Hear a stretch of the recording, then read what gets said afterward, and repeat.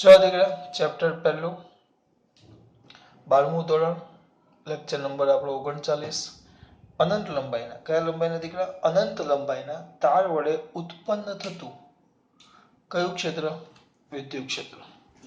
તો આના માટે આપણે ગાઉસના નિયમનો શું કરવાનો છે ઉપયોગ કયા નિયમનો ગાઉસના.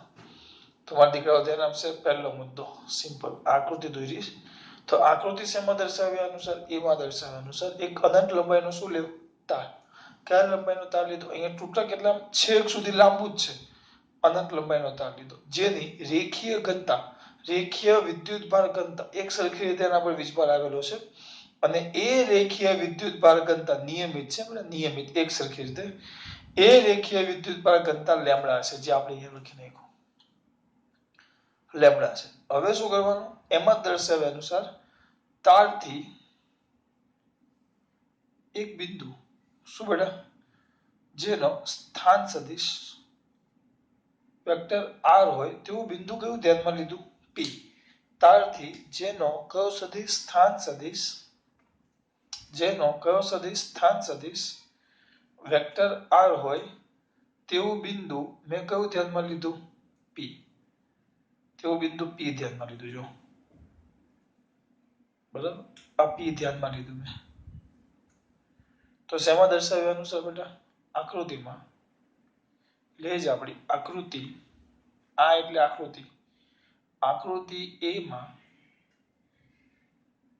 એમાં દર્શાવ્યા મુજબ તારથી જેનો સ્થાન સદિશ વેક્ટર r હોય તેવું બિંદુ p ધ્યાનમાં લો. અહીંયાથી આપણે લીધું છે તો આને o કહી દો. તો o ને કેન્દ્ર તરીકે લઈ r ત્રિજ્યાનું આપણે શું દોરી નાખીએ બેટા વર્તુળા.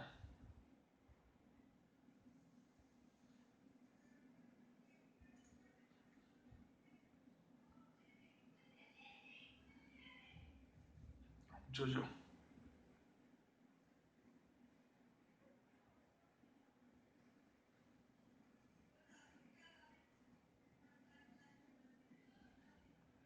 આ કેન્દ્ર લીધું r ત્રિજ્યાનું શું દોર્યું વર્તુળ. કેટલી ત્રિજ્યાનું બેટા r ત્રિજ્યાનું શું દોરો વર્તુળ. કોને o ને કેન્દ્ર તરીકે લઈ r ત્રિજ્યાનું વર્તુળ દોરો. આ વર્તુળ દોરો તમે તે વર્તુળ પરનું p બિંદુ કોઈ બીજું બિંદુ લઈ લો p ડેશ હજી કોઈ ત્રીજું બિંદુ લઈ લો p ડબલ ડેશ આ બધા બિંદુ તમે ધ્યાનથી જુઓ તો વર્તુળ પરના બિંદુ છે બધા જ બિંદુઓ p ડેશ બધા જ બિંદુઓ p dash p double dash આ બધાનું જો તમે કેન્દ્રથી અંતર માપશો ને o થી અંતર તો o થી અંતર માપશો તો બધાનું r જ થાય એટલે આ બધા તારથી એક સરખા અંતરે આવે તો p ધ્યાનમાં લો. હવે બિંદુ o ને આ બિંદુ o ને કયા તરીકે કેન્દ્ર તરીકે લઈ લીધું કેન્દ્ર તરીકે લઈ r ત્રિજ્યાનું શું બેટા વર્તુળ દોરો. આ વર્તુળ દોર્યું આ વર્તુળ પરના બિંદુઓ કયા p dash p double dash આગળ તમારે લખવા હોય તો લખાય પણ આપણે આટલા જ રાખ્યા છે p ડેશ અને p ડબલ ડેશ આ બધા બિંદુઓ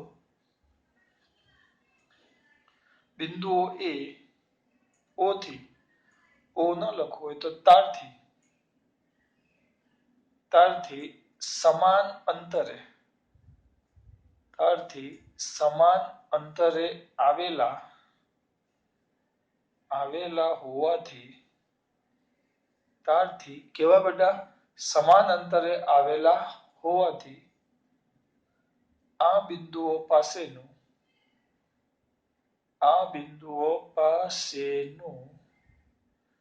વિદ્યુત ક્ષેત્ર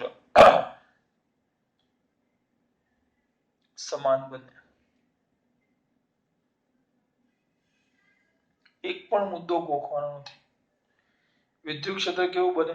સમાન. હવે અહીંયા જો આ તાર છે આપણો. આ તાર પરના હું બે ખંડ ધ્યાનમાં લઉં છું. એક આ ખંડ, સમાન લંબાઈના બે ખંડ ધ્યાનમાં લઉં છું આપણા. હા, તાર આપણો કયા લંબાઈનો છે બેટા? અનંત લંબાઈનો. એ તો છે જ. અને તારના બરોબર વચ્ચે અહીંયા આપણું બિંદુ આયરું પી છે. કમ્પ્લીટ વચ્ચે પી છે. બરાબર. હવે થોડો કલરનો ઉપયોગ કરીએ. This is the red colour. Lal colour છે. આ કયો કલર છે? લાલ. કરવાનું કઈ જ નથી. આપણો આ બિંદુ પી છે. જોજો દેખાવ છું તમને. આ તમે જુઓ તો આ બિંદુ પી છે. તો આ બે મેં ખંડ લીધા છે. આ બે મેં શું લીધા? ખંડ. આ બે મેં એક જ મિનિટ ખાલી જોઈ લો ક્યાંથી દેખાવ છે. તો આ બે જે છે એ મેં ખંડ લીધા છે. ધ્યાન રાખજો. કેટલા ખંડ લીધા છે બેટા? મેં બે. આ બાજુ ધ્યાન આપજો. કેટલા ખંડ લીધા છે બેટા? મેં બે ખંડ લીધા છે. અહીં જોજો. આ આપણો ખંડ. કારણ કે આગળ એકવાર વિડીયો કેમ છે તમે ક્યાં ખોવાતા હો તો વિડીયો જોવા જાવ છો. આગળ એકવાર ડિલીટ અડધો બોલતો અને અડધો ચાલ્યો છે. એક આ P1 છે અને આ P2 છે. હા, આપણે વીજભાર અત્યારે પ્લસ જ લીધો છે. એમાંથી મેં આખો નહીં, મેં થોડોક ભાગ જ લીધો છે. આ આપણો પ્લસ છે. જોજો આ પ્લસ. This whole ખંડ is plus. સોરી, આખો તાર પ્લસ છે. બરાબર. તો વિચારીને કેવું આનું વિદ્યુત ક્ષેત્ર ક્યાં જશે? પ્લસ છે તો બહાર તરફ. બિંદુ પાસે શું તાર લેવાનું? મેં આગળ કીધું બિંદુ પાસે ધન વીજભાર છે એવું તાર લ્યો. ચલો ભાઈ, તારી પાસે કયું વીજભાર? ધન. તારી પાસે કયું વીજભાર? ધન. તમે એમ કહેશો તો ધન. તો આમ આવે. જોજો એ બિંદુ પાસે વિદ્યુત ક્ષેત્ર દોરો. આનું કોઈ કામ નથી. આ તો ખાલી સમજૂતી માટે છે. આપણે તો અહીંયાથી દોરવાનું એટલે ધન. અહીંયા ધન છે. વિદ્યુત ક્ષેત્રની વાત આવે એટલે જે બિંદુ પાસે વિદ્યુત ક્ષેત્ર શોધવાનું કે તે બિંદુ પાસે નાનો એવો ધન વીજભાર છે ઉધાર લ્યો. નાનો એવો ધન. તો ધન ધન આ પણ ધન છે. ધન ધન ધન વચ્ચે શું થાય? અપાકર્ષણ. એટલે આમ જાય. This also positive, this positive, positive positive વચ્ચે શું થશે? અપાકર્ષણ. એટલે આમ દોરો તો એ લાલ કલર લીધો છે અલગ કરવા માટે. તો એનું વિદ્યુત ક્ષેત્ર આ બાજુ જશે. બરાબર. આ બાજુ ગયું તો આ બાજુ ગયું. આ આપણું E1 છે પહેલા ખંડ વડે. બરાબર. બે ખંડ એક સરખા છે. બેનો વિદ્યુતભાર એક સરખો છે. એટલે આના કેટલા પડશે? બે ઘટક પડે. એક આ બાજુ અને એક આમ નીચે. બરાબર. અને આ જે આપણું વિદ્યુત ક્ષેત્ર છે E2, એના પણ બે ઘટક પડશે. એક ઉપર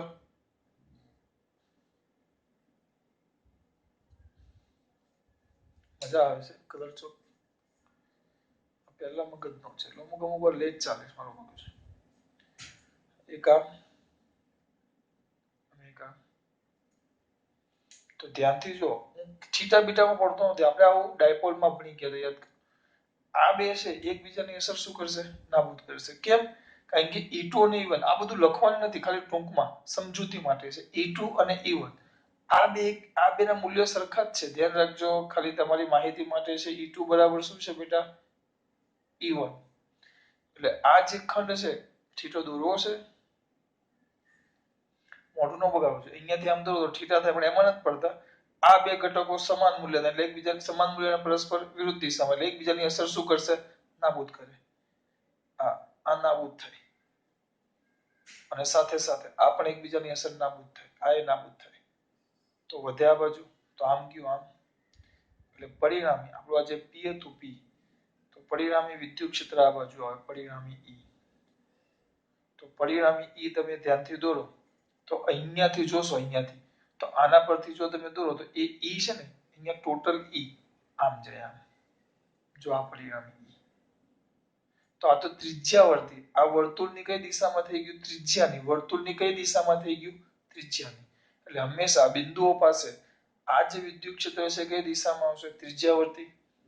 તો હવે આને આપો આકૃતિ કઈ બેટા આપણી? ધીસ ઇઝ ધ અવર બી આકૃતિ.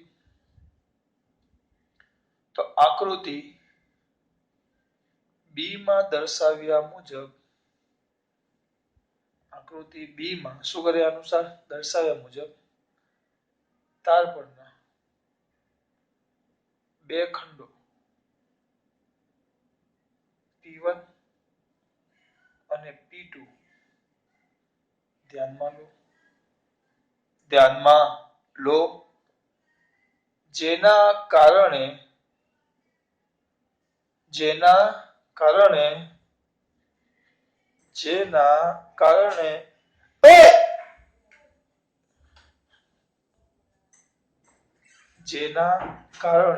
કે બૂમ પાડી, આ નીચે તમારો ટીચર બહુ અવાજ કરે છે. જેના કારણે બિંદુ એટલે P પાસે નું કયું ક્ષેત્ર બેટા? વિદ્યુત ક્ષેત્ર. સમજાયું? આપણે આ ખાલી ડાયરેક્ટ જ મુદ્દો જ છે આટલો, પણ આ બધું સમજવું પડે. વિદ્યુત ક્ષેત્ર અમુક પાછા આમ તજજ્ઞ તજજ્ઞ વેળા કરે છે. માઇનસ માઇનસ તો કઈ ન થાય, આમ ઊંધું આવે તો ક્યાં આવે? અંદર તરફ આવે. વિદ્યુત ક્ષેત્ર ત્રિજ્યાવર્તી દિશામાં મળે. અંદર લખેલું જ છે, એમાં બે ભાગ કીધા છે. જો લેમ્ડા ગ્રેટર ધેન 0 ટૂંકમાં ધન હોય તો વિદ્યુત ક્ષેત્ર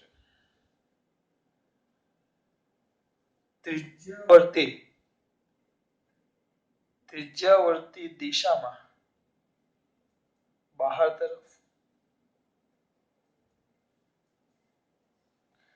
પણ લેમ્ડા લેસ ધેન 0 હોય, નાનું હોય તો ઋણ હોય, ટૂંકમાં રેખીય વિદ્યુત ઘનતા. તો વિદ્યુત ક્ષેત્ર ત્રિજ્યાવર્તી દિશામાં ક્યાં બેટા? સૌથી અઘરો ભાગ આ બધું જ છે. હા, ગોખવું હોય તો છોકરા 5 વાર બોલો. હું ગોખવામાં બેટા 1000 વાર ના પાડું છું. પછી કે ફિઝિક્સ અઘરું છે. પછી ફિઝિક્સ ને ગાવ તો ફિઝિક્સ નથી. બેસ્ટ છે બેટા. સમજશો તો મજા નહીં આવે, બહુ જ મજા આવશે. અને ગોખવાનું કરશો તો બહુ જ મજા આવશે. કેમ કઈ યાદ રહેશે તો ને. આના પરથી ફટાફટ લખવાનું છે. પહેલું શું આવે? એક અનંત લંબાઈનો તાર લ્યો. એક અનંત લંબાઈનો શું લ્યો? તાર, જેની રેખીય વિદ્યુત ઘનતા કેટલી છે? લેમ્ડા. પહેલો મુદ્દો થઈ ગયો. હા, પણ હું આકૃતિ યાદ રાખું, તમે બધા આના પરથી આકૃતિ દોરો. અમુક તો એવા તજજ્ઞ મેં જોયા છે કે 11માં જ્યારે હું થિયરી ચલાવતો, મોટી મોટી બર્નોલીનું સમીકરણ, વેન્ચુરી, આ બધી થિયરી આપણે આવે 11માં. બહુ મોટી મોટી થિયરી, સ્ટોકનો નિયમ ને બધા. યાર મોટી થિયરી જે બધું હું આકૃતિ પરથી લખાણ સમજાવતો તો એ તજજ્ઞ, એ બધા જ તજજ્ઞો થિયરી આકૃતિ વગર આખી લખી નાખે. પછી છેલ્લે આકૃતિ દોરો. કેવા ગોખણિયા, સ્ટાન્ડર્ડ કહેવાય ને, સ્ટાન્ડર્ડ ગોખણિયા. પાછા હું કે સર ગોખણિયા ને અમે બધા મોઢે કરવા વાળા. હા, એક પ્રકારે મોઢે કરવું એ ગોખવું જ થાય, પણ સમજીને મોઢે કરવું બેટા તો મજા આવે. મોઢે કરવું એને ગોખવું જ કહેવાય, પણ સમજીને મોઢે કરવું અને સમજ્યા વગર મોઢે કરવું ફરક પડે. ચલો, અનંત લંબાઈનો તાર લીધો. અનંત લંબાઈનો તાર લીધો છે જેની રેખીય વિદ્યુત ઘનતા કેટલી છે દીકરા? લેમ્ડા. અનંત લંબાઈનો તાર લીધો જેની રેખીય વિદ્યુત ઘનતા કેટલી છે? લેમ્ડા. લખ્યું વિપુલ પટેલ? હા. પછી આકૃતિમાં દર્શાવ્યા અનુસાર જેનો સ્થાન સદિશ વેક્ટર r હોય તેવું બિંદુ કયું પસંદ કરો? P. ત્યાં નથી જોતું, હું અહીંયા જોઉં છું. બિંદુ P પસંદ કરો. હવે O ને કેન્દ્ર લઈ કેટલા ત્રિજ્યાનું બેટા? r ત્રિજ્યાનું વર્તુળ દોરો. તો વર્તુળ દોરો તો આ P r અંતર થાય, P ડેશ એ પણ r અંતર થાય, P ડબલ ડેશ એ પણ r અંતર, બધા જ છે ને r અંતરે થાય. એટલે બધા ટાળથી એક હરખા અંતરે આવી જાય. જો બધા ટાળથી એક હરખા અંતરે આવે તો શું થાય? તો કઈ નહીં થાય. તો કઈ જ નહીં થાય. બધા તારથી એક સરખા અંતરે આવે, દરેક બિંદુ આગળ વિદ્યુત ક્ષેત્ર કેવું થાય? એક સમાન. અહીંયા સુધી પહોંચી ગયા. ખાલી આનું વર્ણન કર્યું છે.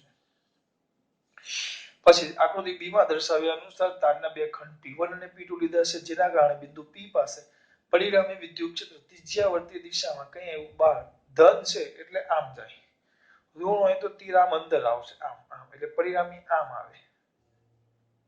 કઈ ખબર પડે છે? ઋણ હોય તો આ ઋણ છે ને આ ઋણ છે તો આનું વિદ્યુત ક્ષેત્ર આમ આવશે એટલે એના બે ઘટક, એક આમ અને એક નીચે.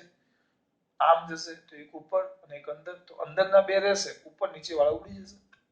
જે આમ દોર્યા એના જગ્યાએ આમ અંદર તરફ આવે એટલે પરિણામી વિદ્યુત ક્ષેત્ર ત્રિજ્યાવર્તી ક્યાં અંદરની તરફ. એટલે લેમ્ડા ધન લીધો છે એટલે વિદ્યુત ક્ષેત્ર ત્રિજ્યાવર્તી દિશામાં બહાર તરફ, લેમ્ડા ઋણ લીધું છે વિદ્યુત ક્ષેત્ર ત્રિજ્યાવર્તી દિશામાં ક્યાં અંદર તરફ. જો લીધો હોત તો, પણ આપણે અહીંયા તો કેવો લીધો છે ધન. હા, હવે છેલ્લો મુદ્દો, એક પાછો એક જ મિનિટ, એક કયો મુદ્દો બેટા? છેલ્લો. હવે ક્યાં ગયું ભાઈ લાલ પેન આવી? એક છેલ્લો મુદ્દો છે, આને સમજજો બેટા, દેખાવશું ને આને સમજજો, છેલ્લો મુદ્દો છે.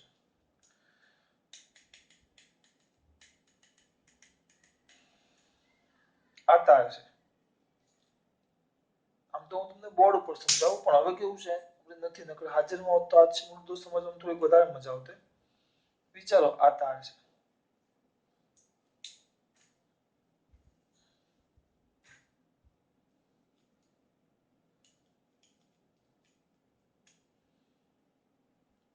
આ અનંત લંબાઈનો નથી, ચોક્કસ તાર છે.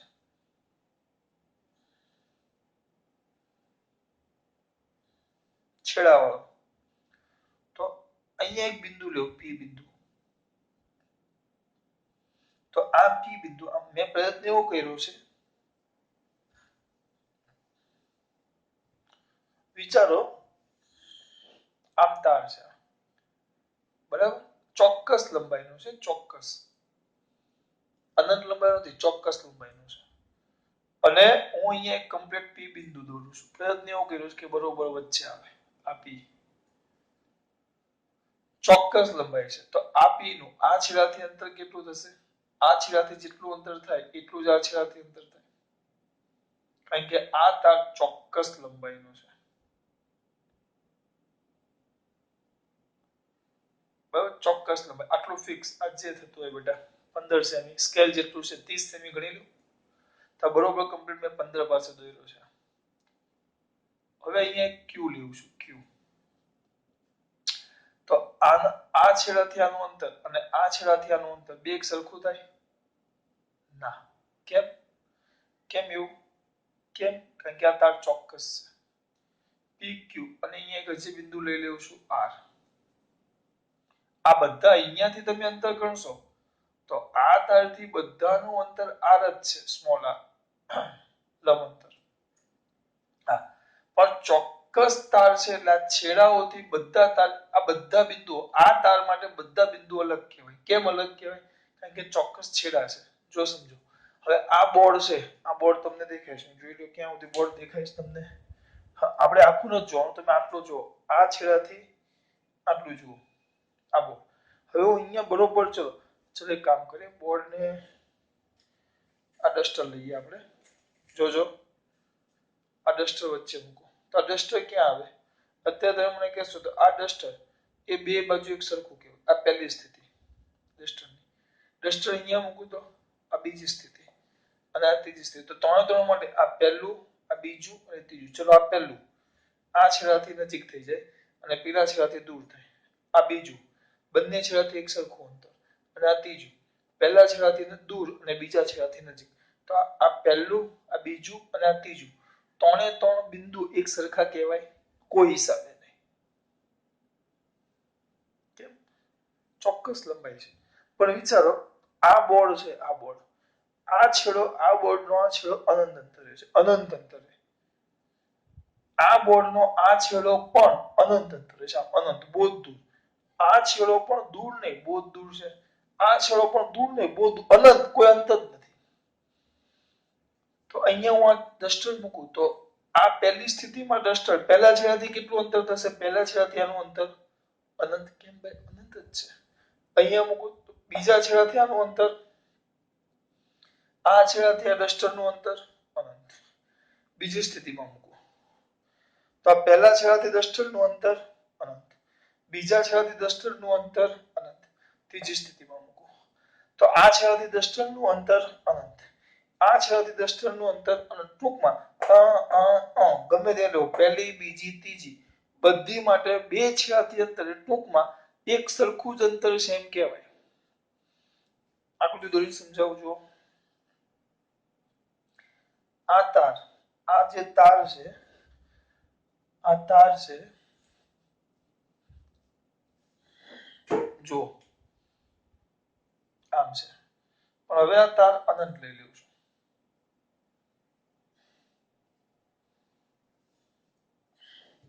એક મિનિટ, બહુ લાંબો તાર કર્યો છે. આપણો આ તાર હવે અનંત છે.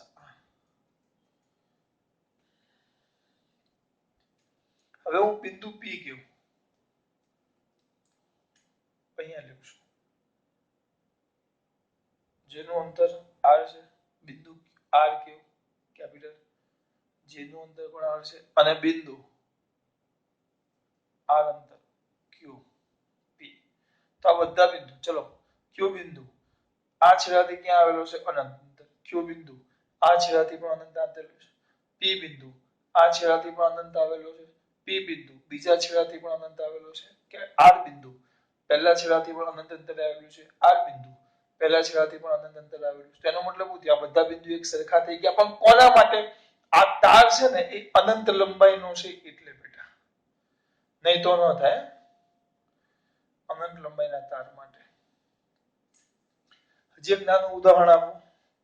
ચલો, આ મેં એક રૂમ છે, એમાં હું બરોબર આપેલી સ્થિતિ ઊભો છું. હું થોડીક નાની દોરી દીધી છે ભાઈ, મારે આ સમજાવવાનું બેટા, મેન આ જ છે મારા માટે. આ રૂમ છે, રૂમમાં હું આ પહેલી સ્થિતિ ઊભો છું, આ બીજી સ્થિતિ ઊભો છું, ત્રીજી સ્થિતિ. તો ત્રણ સ્થિતિ એક સરખી છે. તમે કહો સર આ પહેલી સ્થિતિમાં આપણી એ દીવાલ અને બી દીવાલ, પહેલી બીજી અને ત્રીજી. પહેલી સ્થિતિમાં એ ની નજીક ને બી થી દૂર, બીજી સ્થિતિમાં બે બાજુ સરખું, ત્રીજી સ્થિતિમાં એ થી દૂર ને બી ની નજીક. પણ આ રૂમ નક્કી હોય તો. પણ હવે રૂમ હું બહુ મોટું લઈ લઉં, ટૂંકમાં હું અવકાશમાં ચાલ્યો જાઉં, અવકાશમાં અનંત. તો આ બે બાજુ, આ રૂમ દિવાલ છે જ ને, આ બાજુ રૂમની દિવાલ અનંત અંતરે છે, ધીસ વે પણ રૂમની દિવાલ અનંત અંતરે જ છે. તો પહેલી સ્થિતિ એ દિવાલથી અનંત અંતર, આનું અનંત અંતર, બે બાજુ ટૂંકમાં હવે કોઈ ફરક ન પડે કે બધું એક જ થાય, કારણ કે બે બાજુ અનંત છે. હવે આના પરથી લખવાનું શું છે એ જુઓ. લખવાનું આપણે એવું છે કે તાર અનંત અંતરનો હોવાથી, અથવા તાર, કોણ બેટા? તાર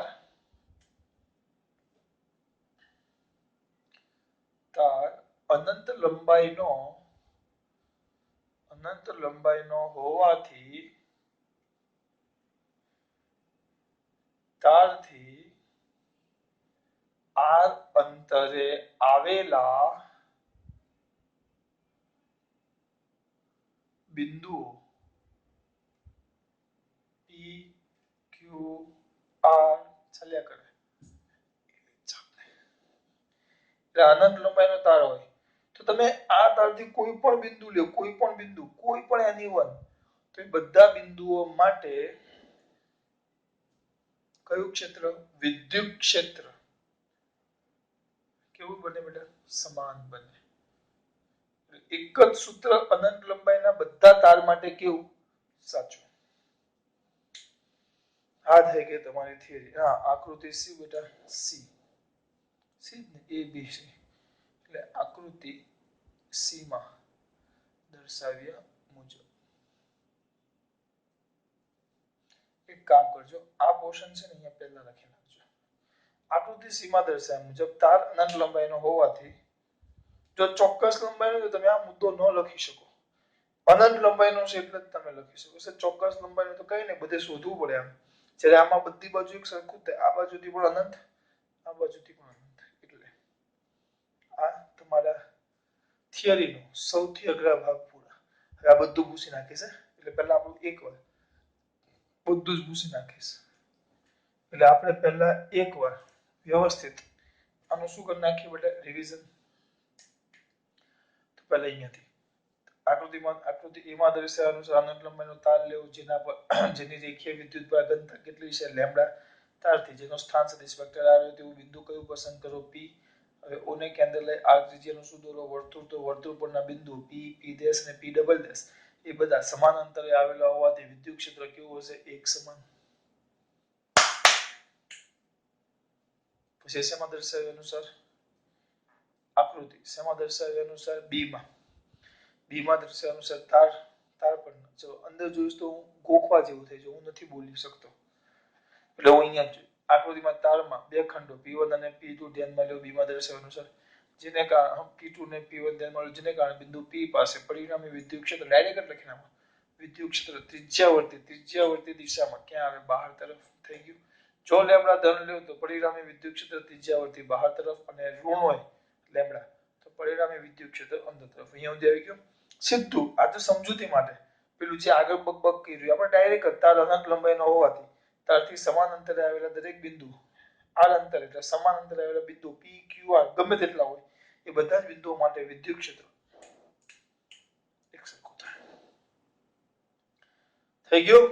ચલો લખવા માટે જગ્યા આપું છું. પુશ કરીને ફોટો પાડી દેવો જોશું આગળ પૂછી નાખો આને જે આકૃતિ ડી આવશે તમારી.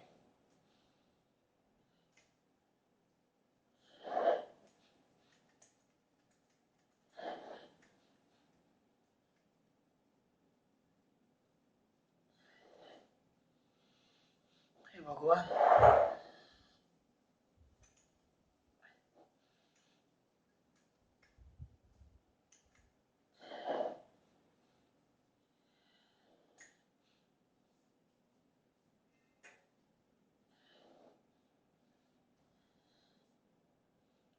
શેમાં દર્શાવ્યું છે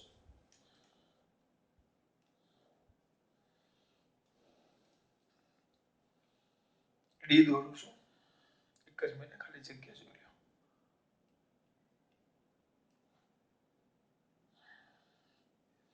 હવે આખો તાર તો અનંત લંબાઈના તાર પર આપણે ગણતરી કેમ કરશું બહુ જ અઘરું કામ છે એટલે આપણે શું કરશું થોડીક પદ્ધતિનો ઉપયોગ કરીએ. આપણો અનંત લંબાઈનો આ તાર છે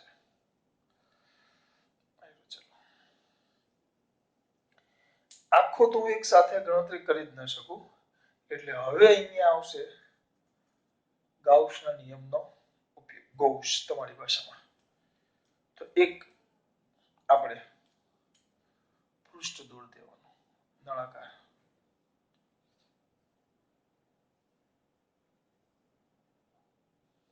આ દોર્યું એક કલ્પના કરી છે કે એની ફરતે આવું એક પૃષ્ઠ છે એટલે એને આપણે નામ આપશું ગૌસીયન પૃષ્ઠ. સરખું ન દોરાણું એટલે હું પહેલા પૃષ્ઠ દોરી નાખું નળાકાર પછી આપણે તાર દોરી દઈશું. કલર બ્લેક લઈ લીધો.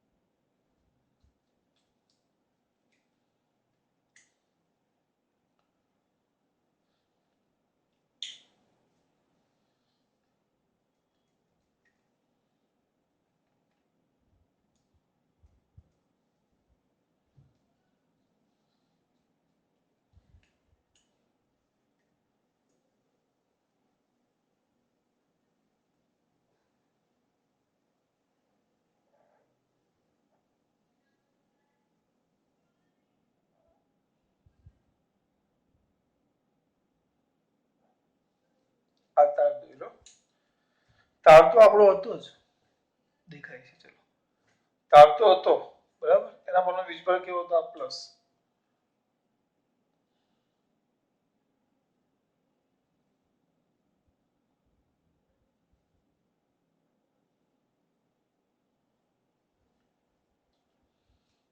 પાસે તાર તો હતો કેવો થઈ ગયો પ્લસ હવે હવે કાંઈ નહીં ચલો એટલે શેમાં દર્શાવ્યા અનુસાર આકૃતિ આનો નંબર આપવો પડશે ને આકૃતિ આ પાસે આપણું કયું ડી તો લખતા જઈએ આકૃતિ આ એટલે આદુ નહીં આકૃતિ આકૃતિ ડી માં શું કર્યા અનુસાર બેટા દર્શાવ્યા મુજબ આકૃતિ ડી માં દર્શાવ્યા મુજબ એક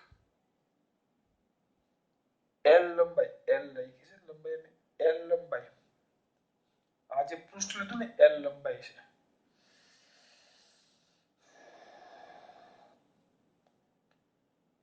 આની લંબાઈ એલ એલ લંબાઈ અને અહીંયાથી આ ત્રિજ્યા આર છે એલ લંબાઈ અને આર ત્રિજ્યાનું નળાકાર ગૌસિયન પૃષ્ઠ ધ્યાનમાં લો ગૌસિયન પૃષ્ઠ શું લેવું ધ્યાનમાં હવે જો આની લંબાઈ કેટલી છે એલ અને આની રેખીય ઘનતા આગળના ભાગમાં ભણી ગયા આની રેખીય ઘનતા વિદ્યુતભાર રેખીય ઘનતા કેટલી હતી લેમ્બડા તો પૃષ્ઠ આખા તારને નથી ઘેરતો પૃષ્ઠના અંદર ખાલી કેટલો લંબાઈનો તાર આવે છે એલ લંબાઈ તેમ લખાય ગૌસિયન અથવા ગાઉસિયન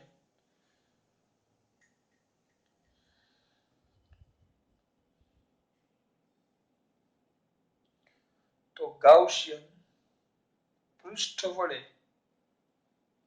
ઘેરાયેલો કુલ વિદ્યુતભાર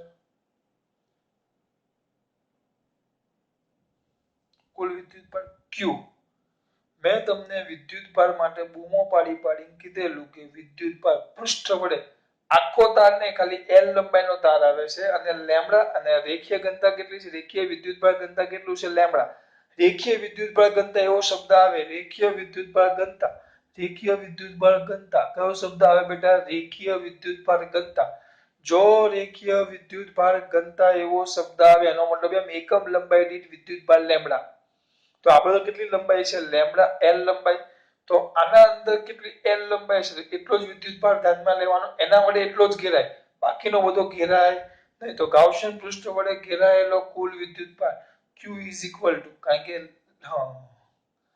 લેમ્બડા એલ માં દીકરાઓને યાદ ન આવે તેના માટે હું ટૂંકમાં યાદ કરું લેમ્બડા Q/L તો Q લેમ્બડા એલ દેશી ભાષામાં નકર હું ડાયરેક્ટ સમજાવું જેને આપણે કહી દઈશું સમીકરણ નંબર 1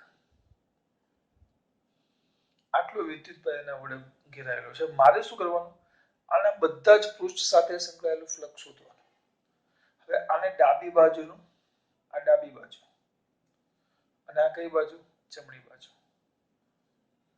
બધા અલગ અલગ રીતે લખે અમુક જાઉં લખે આને પહેલું પૃષ્ઠ કે આર છેદ એવું કે હવે ધ્યાન આપજો અહીંયા તો અહીંયા લખી નાખું ચલો ડાબી બાજુના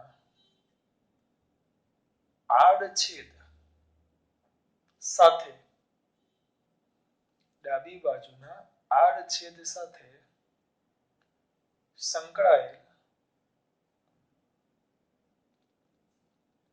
વિદ્યુત ફ્લક્સ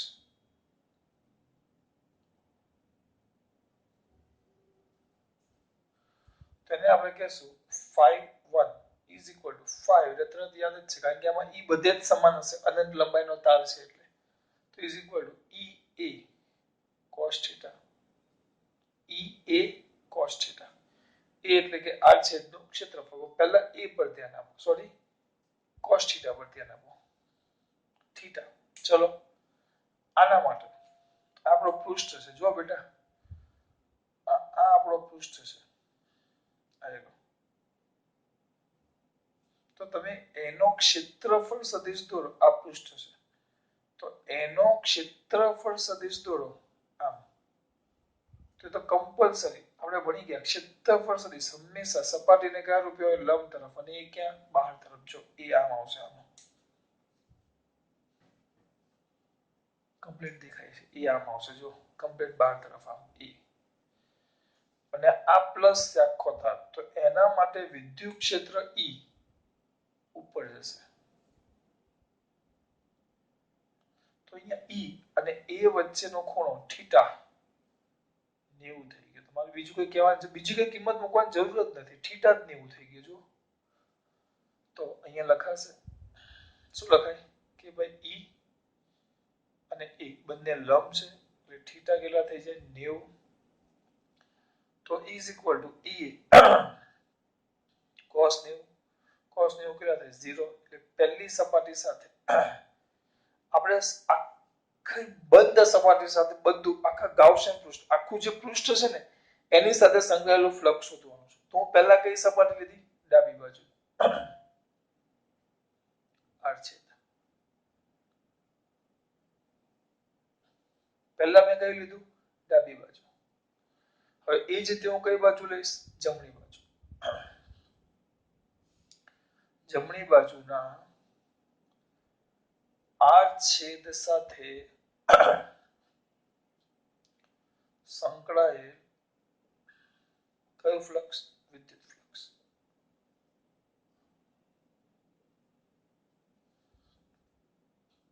બરાબર તો આને ધ્યાનમાં લો બહુ વધુ બધું ન દોરતો સીધો આનો તમે જો ક્ષેત્રફળ સદિશ દોરો તે ક્યાં આવશે આમ બહાર એ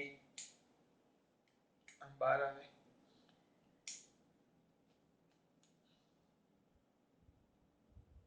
ક્ષેત્રફળ સદિશ કારણ કે પૃષ્ઠ હંમેશા કઈ તરફ બહાર તરફ અને વિદ્યુત ક્ષેત્ર તારામ છે તો વિદ્યુત ક્ષેત્ર તો ઓલવેઝ આમ જ જશે ધન છે એટલે બહાર તરફ હોય ધન છે તો તારામ હોય તો ક્યાં આમ જાય ક્યાં આમ જાય ક્યાં આમ જાય એટલે આમ જ આવે અને આમ હોય બરાબર ક્ષેત્રફળ સદિશ આમ છે તો આ બંને વચ્ચેનો ખૂણો કેટલો થઈ ગયો નાના છોકરાને દેખાય કેટલો થઈ ગયો 90 એટલે આ થીટા પણ 90 થઈ ગયો આ ધ્યાન આપજો આકૃતિની વાત કરું બોર્ડનું પેપર ચેક કરાવવા ગયો ત્યારની વાત કરું પેપર ચેકિંગમાં ગયો તો બેટા એક છોકરો કે છોકરી કારણ કે નામ તો દેખાય નહીં પણ અક્ષર બહુ જ મસ્ત હતા પેપર મેં બોર્ડનું ચેક કર્યું દીકરા પરફેક્ટ પરફેક્ટ એટલે બેટા એના 49 એના કંઈક બધા માર્ક્સ જોયા તો બે જગ્યાએ અડધો માર્ક્સ કપાણો હતો બરાબર એક સેક્શન મારા ભાગમાં તો એટલું પરફેક્ટ પેપર એકદમ એટલે અડધો કપાય એટલે 50 માંથી બી સેક્શનમાં 49 થયા હતા એનું લખાણ એટલું પરફેક્ટ હતું કે મને મારા ભાગમાં જે હતું ને એમાં અડધો માર્ક્સ કપાતો હતો એમાં આ થિયરી હતી અનંત લંબાઈનો હતા એ તેરા બોર્ડમાં પૂછેલા એ વર્ષે બધું જ પરફેક્ટ થિયરીમાં એક ટીપુનો પણ ભૂલ નહીં પણ ખાલી શું કર્યું હતું ખબર એને આ આકૃતિમાં આ જે ખૂણા છે ને દર્શાવવાનો હતા આ રીતે બરાબર એટલે મેં એવું કર્યું બીજું બધું પરફેક્ટ હતું એટલે મેં માર્ક્સ કાપ્યો ને મેં બેઠા આપી દીધા મારા સેક્શનમાં એટલે અડધો મારામાં અડધો એક બીજા સેક્શનમાં દોસ્તારે કાપેલો અમે જે 3 જણા ચેક કરે એમાં મારા દોસ્તારે અડધો કાપી નાખ્યો હતો એને પણ મેં ન કાપ્યો કેમ મને એમ કે બધું જ પરફેક્ટલી હું અડધો નહીં કાપીશ તો 49 49.5 ના 50 થઈ જશે એટલું પરફેક્ટ પેપર એમ એક માઇનર ભૂલ નહીં પણ માર્ક્સ વધુ આવે તો પેપર આગળ ચેકિંગમાં જાય બરાબર એટલે પેપર આગળ જે અમારા ઉપરના જે મોડરેટર હોય એના ઉપરના સુપરવાઇઝર એ બધા ચેક કરે પછી એટલે 45 ઉપર જાય એટલે તો એ પેપર ચેકિંગ ગયું ને એટલે મેં અહીંયા માર્ક્સ કપાતો હતો પણ મેં કાપ્યો નહીં કારણ કે મારાથી કપાણો જ નહીં એટલું મસ્ત લખાણ હતું તો છેલ્લે એ અડધો માર્ક્સ કપાઈ ને એટલે આવી છેલ્લે ભૂલોમાં પણ માર્ક્સ કપાય અને હા અમુક એવા પણ છોકરા છે કે જે થોડાક વીક હોય તો અમે એવું કરીએ ઉપરના જે આપણે આગળનું લખાણ હતું એ પરફેક્ટ ન હોય તો ક્યાં ધ્યાન આપીએ પછી અમે એ 3 માર્ક્સની થિયરી તો 1.5 સુધી પહોંચાડવા હોય તો પછી આકૃતિ પણ જો વ્યવસ્થિત દોરી હોય તો આકૃતિ પણ ખરો પડીને અડધો માર્ક છેલ્લે આપવો હોય તો આપી શકાય એટલે બધું ધ્યાન રાખવાનું કે આકૃતિ દોરવાથી જો ન આવડતો હોય આકૃતિ દોરી હોય તો તમને થોડોક ધક્કો મારે માર્ક્સ વધારવામાં તમે માર્ક્સ પૂરા આવતા હોય તમે આકૃતિમાં ભૂલ કરી હોય તો એ અડધો માર્ક્સ તમારો કપાઈ જાય એટલે આકૃતિ રમત નથી બહુ જ કામની વસ્તુ છે તો અહીંયા એ થયું તો ફ્લક્સ કયું બેટા 5 2 તો 5 2 ઇઝ ઇક્વલ ટુ એ જ આવશે બેટા ઈએ cos થીટા તો ઇઝ ઇક્વલ ટુ ઈએ cos 90 બાજુમાં લખેલું જ છે એ લોકોએ તો ચોપડીમાં એક જ લીટીમાં બધું પતાઈ નાખ્યું છે આ વ્યવસ્થિત લખાણ માટે હું લખું છું નકર એ તજજ્ઞોએ શું કર્યું છે ખબર સિમ્પલ કે આ જે બે આડછેદ છે બંને આડછેદ માટે ઈ અને એ લંબ હોવાથી ત્યાં ખૂણો કેટલો થાય છે 90 એટલે ફ્લક્સ એની સાથે સંકળાયેલું ફ્લક્સ કેટલું 0 આપણે વ્યવસ્થિત હવે હજી એનો ભાગ બાકી આ નળાકાર છે આમ વિચારો આ નળાકાર છે આ શું છે બેટા નળાકાર ચાલુ છે ને રેકોર્ડિંગ કારણ કે આગળ બંધ થઈ ગયું આ નળાકાર છે તો નળાકારની આ વક્ર સપાટી કહેવાય આ બધી વક્ર સપાટી કહેવાય ને આ બે આડછેદ છે આપણા તો આ બે 0 થઈ ગયું તો હવે વધ્યું કોણ એની વક્ર સપાટી આખી તો હવે કઈ સપાટી સાથે બેટા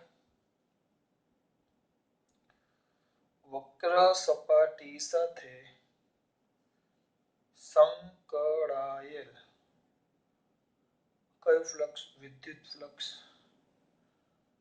4 માર્ક્સમાં થિયરી પૂછે બેટા 5 3 સૂત્ર તો એ જ આવે એ cos થીટા બરાબર જો વક્ર સપાટી એટલે આ તો વક્ર સપાટીનો ક્ષેત્રફળ સદિશ દોરો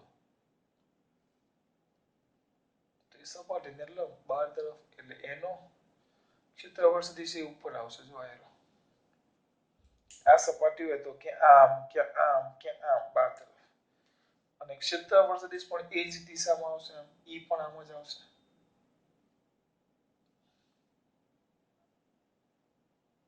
ઓ બાપુ આ તો બે એક જ દિશામાં આવ્યો તો થીટા કેટલો થઈ ગયો 0 તો ઇઝ ઇક્વલ ટુ ઈ એ અહીંયા લખીએ કે ભાઈ ઈ અને એ બંને સમાંતર છે એટલે થીટા કેટલો થઈ ગયો 0 ઈ એ cos હવે ઈ એ પણ એ અત્યાર સુધી આ બેમાં આપણે a બરાબર પાઈ r સ્ક્વેર પણ એની વાત જ ન કરી કેમ કારણ કે cos 90 થઈ જાય એટલે 0 જ થવાનું છે એટલે ઈ કે એ લખવાની કઈ જરૂર જ નથી પણ આમાં લખવું પડશે એ હવે લખવું પડશે નળાકાર છે નળાકાર શું છે નળાકાર તો નળાકારનું ક્ષેત્રફળ ઈ એ નળાકારનું ક્ષેત્રફળ માં દીકરાઓને યાદ હશે શું આવે 2 પાઈ r l અને cos 0 તો is equal to e into 2 pi rl અમુક જણા નળાકારનું ક્ષેત્રફળનું સૂત્ર છે નળાકારનું ક્ષેત્રફળ ખબર ન પડે 1 મિનિટ આપો મને ખબર છે બધા તજજ્ઞો છો હવે નળાકાર આવું હોય જો સમજાવું 10માં ભણી ગયા છો પણ કોણ આ નળાકાર છે નળાકાર તો આ નળાકારની લંબાઈ કહેવાય l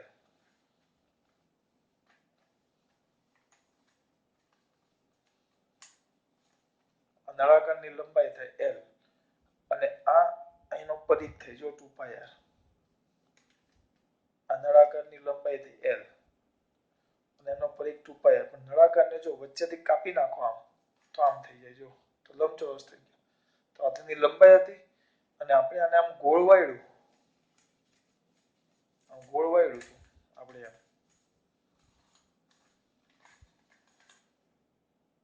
આ લંબાઈ થઈ અને આપણે આ ગોળ વાળ્યું હતું તો આ સુધી આપણું પરિઘ પરિઘ એ તો આની પહોળાઈ થઈ ગઈ અને આમ હતું તેની લંબાઈ થઈ ગઈ ટૂંકમાં આ પરિઘ અને આ લંબાઈ તો નળાકાર એટલે એક લંબચોરસ જ થઈ ગયો પણ આ પહોળાઈ તરીકે 2 પાઈ r આવશે ને આ લંબાઈ આવે એટલે લંબાઈ ગુણ્યા પહોળાઈ તો l ગુણ્યા પહોળાઈ તરીકે પરિઘ હતો એટલે 2 પાઈ r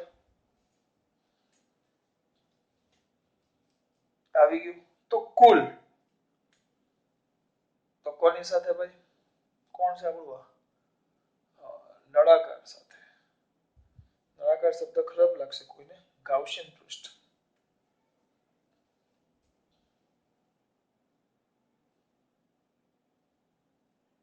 ગાઉસિયન પૃષ્ઠ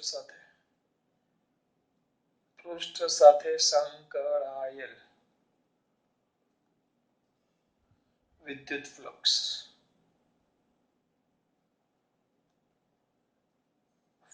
સંકળાયેલ શબ્દ ઉમેરીએ કુલ વિદ્યુત flux 5 is equal to 5 1 plus 5 2 plus 5 3 તો કોઈ ખોટો ટાઈમ નથી બગાડતો આ બે તો 0 જ છે સીધો આટ લખી નાખો e into જેને આપણે કહેશું સમીકરણ નંબર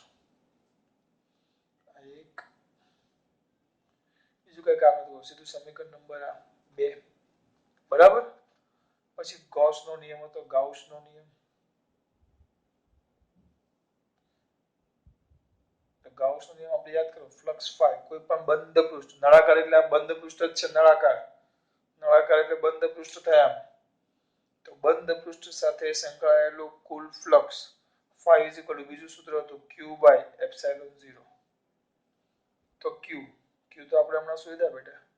ક્યુ એ કેટલા, lambda L. Lambda L by epsilon 0 ક્યાંથી લેવા? ઘરેથી નહીં, સમીકરણ 1 પરથી. બરાબર. આ ફ્લક્સ બંને ફ્લક્સ એક જ છે. આ અલગ અલગ શોધીને સરવાળો કર્યો, આ પહેલી રીતે. અલગ અલગ શોધીને સરવાળો કર્યો, આ બીજી રીત. તો બીજી રીતમાં શું કર્યું? બીજી રીતમાં ડાયરેક્ટ ગાઉસનો નિયમ વાપરી દીધો બંધ પૃષ્ઠ માટે. તો બે વસ્તુ સરખું જ કહેવાય. તો આને કહેવાય સમીકરણ નંબર 3. એટલે બંને એક જ માટે છે. તો સમીકરણ 2 અને 3 પરથી બે ડાબી બાજુ સરખી, તો જમણી બાજુ સરખી જ થવાની. તો E is equal to 2 pi RL 2A. Okay. Is equal to क्या? E into 2 pi RL is equal to lambda L by epsilon 0. તો L ઉડી ગયું. તો E બરાબર lambda upon 2 pi R છેદમાં આવશે ને epsilon 0 છેદમાં છે. પણ એક પદ ઓછું કરવા જાઉં છું. 2 pi epsilon 0 અચળ પદને અલગ કરી નાખ્યા. લેમ્બડા 2 pi epsilon ને r પણ આવશે, l ઉડી ગયા છે, r પણ આવશે, પણ પહેલા એપ્સિલોન લખ્યો ગુણ્યા 1 upon r. આ તમારા વિદ્યુત ક્ષેત્રનું સૂત્ર. E is equal to lambda upon 2 pi epsilon 0 r. આ કયા સ્વરૂપે છે? અદિશ સ્વરૂપે. પણ કોઈ તજક ન હોય તરત કે સદિશ સ્વરૂપે કર્યું હોય તો સદિશ સ્વરૂપે સદિશ સ્વરૂપે કરીએ. તો E વેક્ટર મૂલ્ય લખી નાખો, lambda by 2 pi epsilon 0 r. અલગમાં પાછું લોચો પડશે બાય r. સદિશ કર્યું તો સદિશ એટલે દિશા. ચલો એની દિશા ક્યાંથી? આગળ આપણે આકૃતિ દોરેલી, તો આમ વર્તુળ દોર્યો તો આ સ્થાન સદિશ વેક્ટર r દોર્યો તો યાદ છે. તો આ બાજુ જ વિદ્યુત ક્ષેત્ર E હતું, યાદ કરો. તો E અને આ સ્થાન સદિશ બંને કઈ દિશામાં આવ્યા? એક જ દિશામાં. એટલે અહીંયા કેરેટ તરીકે આપણે શું લખશું? r. સમીકરણ નંબર 4 અને આ સમીકરણ નંબર 5. આ તમારું સૂત્ર. અનંત લંબાઈના તાર વડે શું થતું બેટા? ઉદ્ભવતું કયું ક્ષેત્ર? વિદ્યુત ક્ષેત્ર.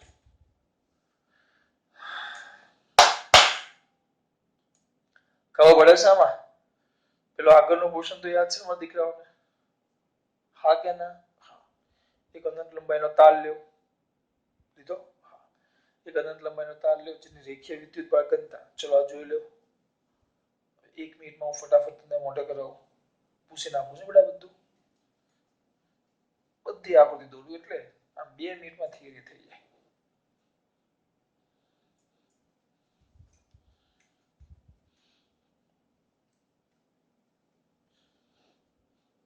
જોજો આકૃતિ પહેલી. અનંત આકૃતિમાં દર્શાવ્યા અનુસાર એક અનંત લંબાઈનો તાર લેવો. લીધો? જેની રેખીય વિદ્યુત ઘનતા કેટલી છે? લેમ્બડા. અને આપણે પ્લસ વીજભાર છે જેની રેખીય વિદ્યુત ઘનતા કેટલી છે? લેમ્બડા. જેનો સ્થાન સદિશ વેક્ટર r હોય તેવું બિંદુ કયું પસંદ કરો? P. O ને કેન્દ્ર લઈ r ત્રિજ્યાનું શું દોરો? વર્તુળ.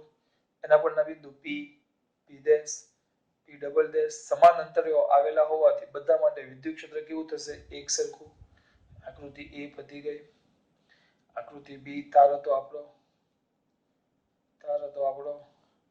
એમાં આપણે બે ખંડ લીધેલા. આકૃતિ B માં દર્શાવ્યા અનુસાર બે ખંડ ધ્યાનમાં લ્યો. કયા બે ખંડ? P1 અને P2. જેના કારણે આપણું બિંદુ P હતું. એકનું વિદ્યુત ક્ષેત્ર આમ, એકનું આમ. તો આમ આવે. આપણે દોરવાનું આ બધું. સોરી, ક્યાં મગજ ક્યાં ચાલે છે? ઉતાવળ નહીં, ખોટી મગજમારી નહીં બેટા. આનું આમ હતું તો જ્યારે આનું કેમ હતું બેટા? આમ. તો આના બે ઘટક આમ પડે, એક ઉપર ને એક આ બાજુ. બે ઘટક આમ પડે, એક આ બાજુ ને એક આ બાજુ, તો આ અસર નાબૂદ કરે તો પરિણામી કયું વધે? આ જ. એટલે પરિણામી વિદ્યુત ક્ષેત્ર આકૃતિ બી માં દર્શાવ્યા અનુસાર પરિણામી વિદ્યુત ક્ષેત્ર ક્યાં હોય બેટા? આ ત્રિજ્યા છે, ત્રિજ્યાવર્તી કઈ તરફ? બહાર તરફ. પછી લખવાનું લેમ્બડા ધન તો ત્રિજ્યાવર્તી બહાર તરફ, લેમ્બડા ઋણ તો ત્રિજ્યાવર્તી અંદર તરફ. 50% થિયરી પતવાય. પછી લખવાનું તાર કઈ લંબાઈનો હતો? તાર કઈ લંબાઈનો હતો? અનંત લંબાઈનો. એટલે ત્યાંથી સમાન અંતરે આવેલા બિંદુ P, બિંદુ Q અને બિંદુ R જે બધા એક સરખા R અંતરે આવેલા બધા જ બિંદુઓ માટે વિદ્યુત ક્ષેત્ર કેવું થાય? એક સરખું. એટલે તમારું આગળનું આખું બોર્ડ પૂરું. આટલું દોડતો ગયો લખતો ગયો. પછી આકૃતિ ડી માં દર્શાવ્યા અનુસાર એક L લંબાઈ અને R ત્રિજ્યાનો શું લેવું બેટા? ગાઉસિયન પૃષ્ઠ લેવું. તો ગાઉસિયન પૃષ્ઠમાં કઈ બાજુ? જો તમારે ટૂંકમાં પતાવવું હોય ને ટૂંકમાં તો ગાઉસ આકૃતિમાં દર્શાવ્યા અનુસાર ડાબી અને જમણી બાજુનું જે આડછેદ છે એની સપાટી આડછેદ તો એ બંને સપાટી માટે E અને A વિદ્યુત ક્ષેત્ર અને ક્ષેત્રફળ સદિશ બંને એકબીજાને કેવા છે? લંબ.